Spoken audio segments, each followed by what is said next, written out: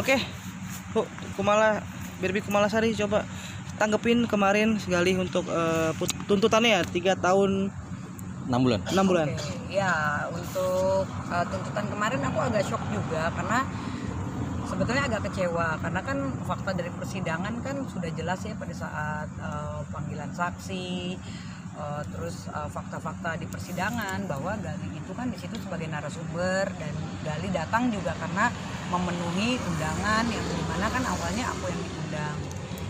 Dan ketika kemarin tuntutan dari jaksa sampai melebihi dari Pablo itu aku rasa semua orang juga pada tercengang semua ya, waduh kenapa seperti itu gitu. Tapi ya udahlah, kita harus tetap menghormati keputusan tuntutan vonis dari Gali.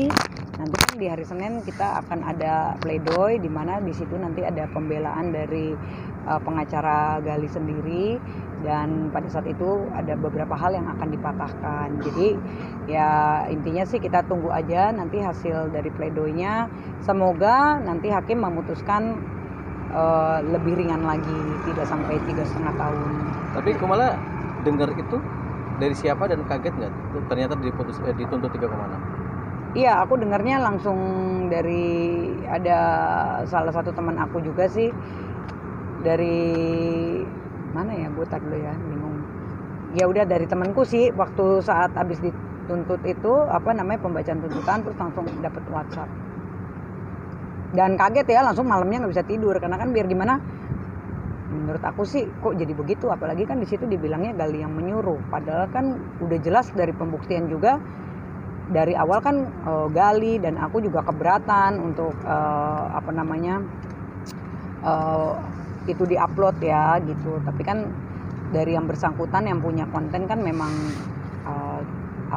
tidak bisa itu di take down gitu kan. Menarik karena karena Kumala tahu dari orang. Gali kemana? Maksudnya hubungan Kumala dengan Gali seperti apa? Seharusnya kan dia report ke Kumala. Iya, kalau Gali kan udah 2 tahun lama banget ya. Udah 2 bulan lebih nggak pernah ketemu lagi karena aku dari kemarin memang nggak jenguk. Terus apalagi saat ini ketika aku mau jenguk Gali kemarin pada saat 1 hari setelah tuntutan, aku pikir wah ini aku harus hubungin, maksudnya aku harus ketemu Gali nih di Polda, aku mau jenguk karena kan biar gimana sampai saat ini kan aku masih bertanggung jawab ya.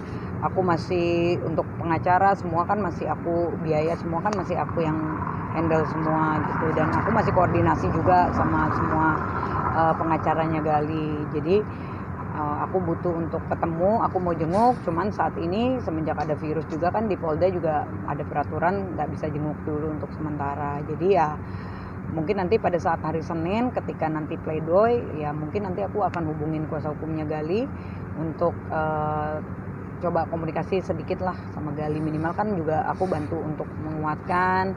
Yang jelas juga tetap semangat karena kan ini belum hasil vonis akhir dari hakim, ini baru dari jaksa. Oke, Bu, yang namanya tinggal bareng itu kan udah punya kontak batin ya. Iya. Ngebayangin gak sih saat itu seperti apa ekspresi Gali, sedihnya Gali segala macam, bisa ngerasain gak ya? Iya, bisa salah karena aku sendiri aja, jujur aja 2 hari kemarin aku langsung sakit ya, karena kan aduh kok melencengnya jauh banget gitu kan. Terus awalnya kan Gali 7 pasal itu kan yang dijadikan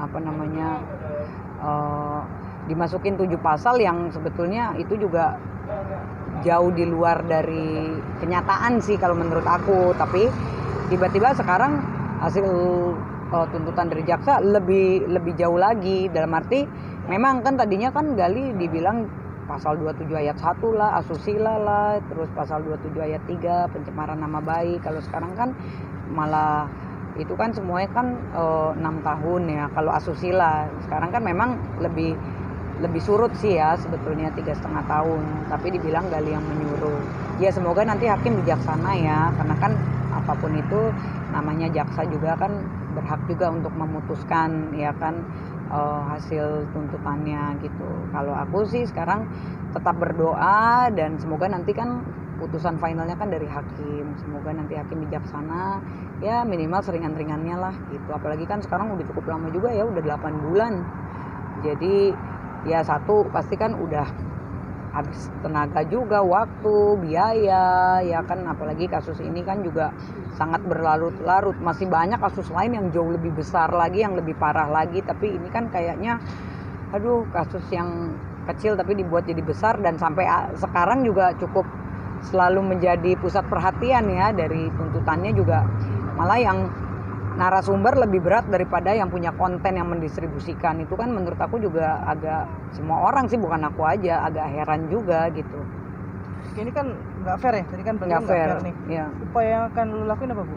Upaya yang aku lakukan, satu, menunggu nanti pledoi, kedua menunggu hasilnya seperti apa. Kalau memang kiranya hasilnya juga masih nggak puas, kan bisa naik banding. Ya, Kumala, kangen nggak sih 8 bulan tanpa Gali? Kangen lah, tetap masih sampai saat ini masih mikirin sih, masih mikirin, terus masih tanggung jawab. Yang penting kan tanggung jawab. Mungkin kalau perempuan lain, wah baru sebulan 2 bulan udah ditinggal aja gitu. Aku kan enggak, sampai sekarang walaupun mungkin 2 bulan ini aku nggak ke Polda, tapi kan semua biaya kan, semua pengacara kan tiap minggu juga aku semua ya kan, dari transportnya, transferannya sampai sekarang juga semua aku gitu loh. Karena kan ya logika aja lah, semua juga pasti ada biaya kan. Apalagi kayak Gali kan juga ya 1 bulan kita ditahan aja kan udah pasti penghasilan nggak ada. Jadi kan kalau untuk keluarga Gali juga kan pasti sangat terbatas. Jadi, dan aku juga kan orang yang komitmen, karena dari awal juga aku udah bilang ya aku tetap harus tanggung jawab. Karena kan kalaupun kita berpisah kan sebetulnya bukan karena orang ketiga, tapi karena sifat aja yang mungkin sama-sama keras, yang beda visi dan misi. Tapi di luar dari itu sih kita tetap, ya kalau perasaan sih tetap lah. Apalagi kan udah cukup lama, udah 4 tahun sama Gali.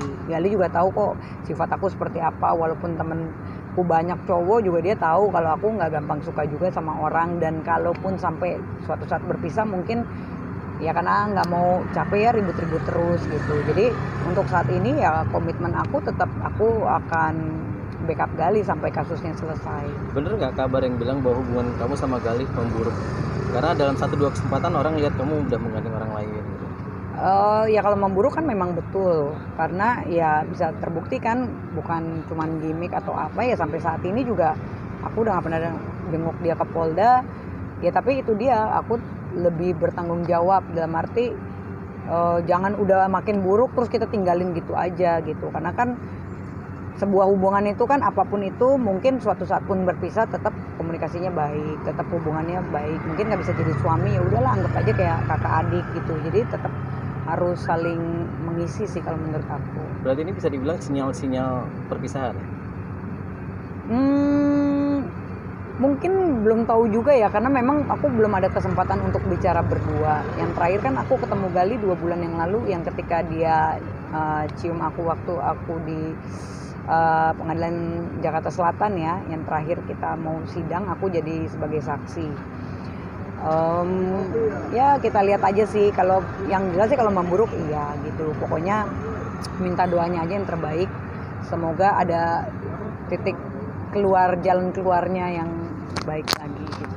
Terakhir support buat Gali dong menghadapi masalah. Kalau Gali ya pokoknya aku selalu mendoakan yang terbaik, dan aku tetap akan berusaha membackup juga. Semoga nanti tuntutan dari hakim juga lebih ringan lagi, dan tetap kuasa hukum juga semangat untuk membantu Gali untuk mematahkan semua hasil tuntutannya gitu. Jadi menurut aku Gali tetap semangat, pokoknya aku tetap di belakang Gali. Tambahan terakhir, bakal datang nggak di sidang pledoi atau bahkan nanti sidang putusan? Mungkin putusan terakhir aku datang.